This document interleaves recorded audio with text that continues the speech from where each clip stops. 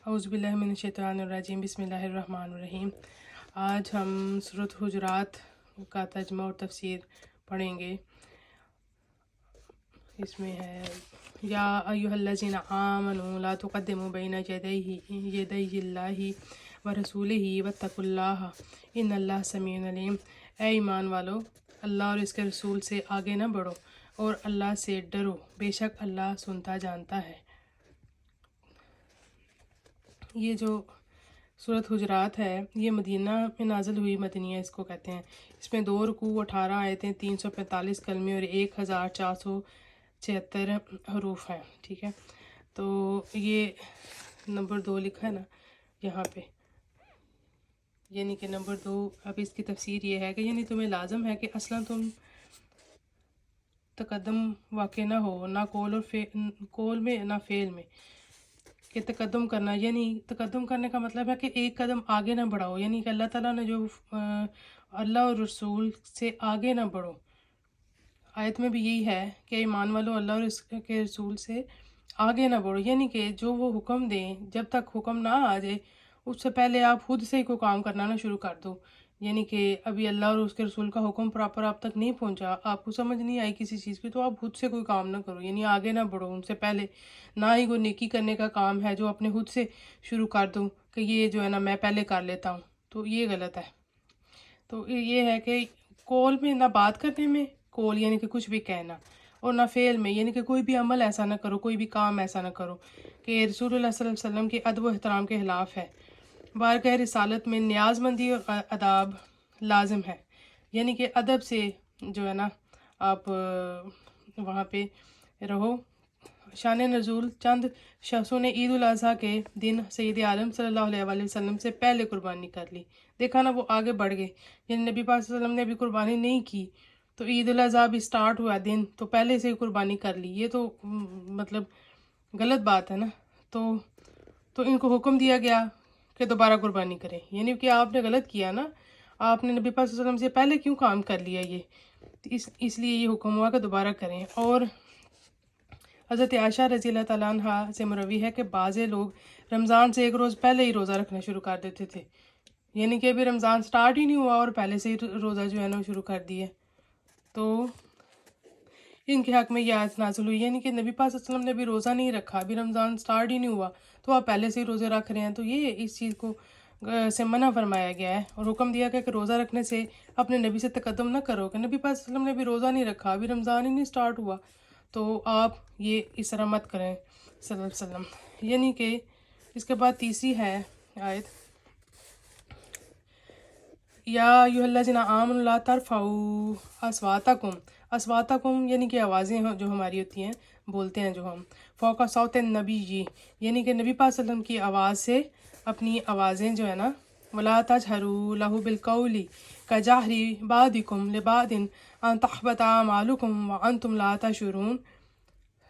ऐ ईमान वालो, अपनी आवाज़ें ऊंची ना करो इस गैब बताने वाले नबी यानी कि नबी पाक सल्लल्लाहु अलैहि वसल्लम की आवाज़ से ऊंची ना करो अपनी आवाज़ें, और इनके हजूर बात चिल्ला कर ना कहो, यानी कि ऊंची आवाज़ में, जैसे हम आपस में एक दूसरे से बात करते हैं ना, तो इस तरह से बात ना कहो जैसे आपस में एक दूसरे के सामने चिल्लाते हो कि कहीं तुम्हारे अमल जो है ना वो अकारत ना हो जाए, यानी कि ज़ाया ना हो जाए, जो कुछ भी तुमने अमल किए हैं, जो तुम्हारी नेकियां हैं, जो तुम्हारे अच्छे काम हैं, वो ज़ाया हो जाएंगे और तुम्हें खबर ना हो, और तुम्हें ला ताशुरून यानी कि तुम्हें शऊर ना हो, तुम्हें पता ना हो, और तुम्हारे जो तहबता मालूकुम, अपने जितने भी तुम्हारे अमाल हैं वो जो है ना अकारत हो जाएंगे।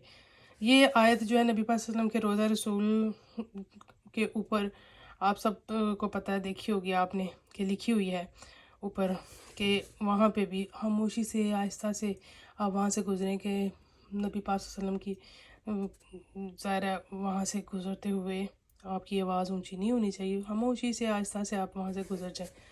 तो ये नंबर 3 पे जो हमारी आवाज़, नबी पाक सल्लल्लाहु अलैहि वसल्लम की आवाज़ ऊंची ना करो, ये जो है ना इसकी तफसीर ये है कि ये यहाँ पे नंबर 3 पे है, यानी जब हजूर अकरम सल्लल्लाहु अलैहि वसल्लम की जनाब में कुछ अर्ज़ करो तो अपनी आवाज़ बहुत ही आहिस्ता और पस्त आवाज़ से अर्ज़ किया करो, यानी कि आवाज़ आपकी बहुत ही धीमी होनी चाहिए। नबी पाक सल्लल्लाहु अलैहि वसल्लम के सामने से جب جو ہے نا ان کے سامنے یعنی کہ بات کرو. یہ تب آیت جب نازل ہوئی تھی نبی پاک صلی اللہ علیہ وسلم سے لوگ بات کرنے جایا کرتے تھے. تو دربار نبی میں جب دربار و رسالت کا ادب و احترام اللہ تعالیٰ نے لوگوں کو سکھایا کہ آپ جو ہے نا کس طریقے سے نبی پاک صلی اللہ علیہ وسلم سے مخاطب ہو سکتے ہیں. ٹھیک ہے. تو اس کے بعد ہے جی. اور نمبر 4 پہ جو آیت ہے اس کا ترجمہ یہ ہے، یہ دیکھیں جی، تمہیں خبر نہ ہو جائے جیسے آپ لوگوں کے اعمال جو ہے نا وہ حقارت نہ ہو جائیں. تو یہ اس کی تفسیر یہ ہے کہ اس آیت میں حضور اکرم صلی اللہ علیہ وسلم کا جلال و کرام اور ادب و احترام اور تعلیم فرمایا گیا. یعنی اللہ تعالیٰ نے ہمیں بتایا کہ کس طرح سے نا آپ نے ادب و احترام کرنا ہے، اور حکم دیا گیا کہ ندا کرنے میں ادب کا پورا لحاظ رکھیں. جیسے آپس میں ایک دوسرے کو نام لے کر پکارتے ہیں اس طرح نہ پکاریں، بلکہ کلمات ادب و تعظیم و توصیف و تکریم و القاب و عظمت یعنی کہ اچھے اور پیارے ناموں کے ساتھ ادب و احترام کے ساتھ جو ہے نا وہ عرض کیا کرو. یعنی بات کریں آپ جو بھی کریں، اور عرض کرنا ہو تو ترک ادب سے نیکیوں کے برباد ہونے کا اندیشہ. یعنی کہ اگر آپ بدتمیزی سے بات کریں گے یا اونچی آواز میں بات کریں گے نا تو آپ کی نیکیاں اور آپ کے سارے اعمال جو ہیں وہ ضائع ہو جائیں گے. تو شان نزول ہے یہ جو آیت نازل ہونے کا، شان نزول اس کو کہتے ہیں کہ کیوں کب نازل ہوئی اور کیا وجہ تھی. حضرت ابن عباس رضی اللہ تعالیٰ عنہما سے مروی ہے، یعنی کہ روایت کی جاتی ہے کہ یہ آیت ثابت بن قیس بن شماس کے حق میں نازل ہوئی. انہیں ثقل سماعت تھا، یعنی کہ وہ اونچا سنتے تھے. اونچا سننا یعنی کہ وہ آہستہ آواز نہیں سن سکتے تھے، اونچا سنتے تھے، اور آواز ان کی اونچی تھی.